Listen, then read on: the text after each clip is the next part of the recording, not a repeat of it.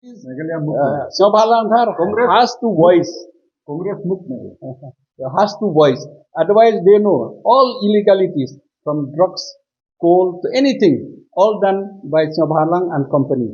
So the CBI, I was an MP, I know. They used to come to me and ask for feedback, intelligence, this.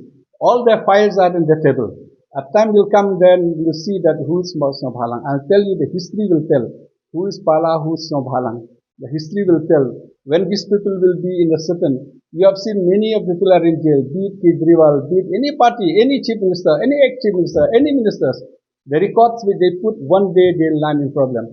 Today they have to speak the voice of the BJP, otherwise they'll be finished by the BJP. So the voice of Sniawbhalang is 100% the voice of the BJP, the voice of the RS. The people of Meghalaya should know who is he. He has been exposed by his statement. He has been used by the BJP. He has been used by the RSS.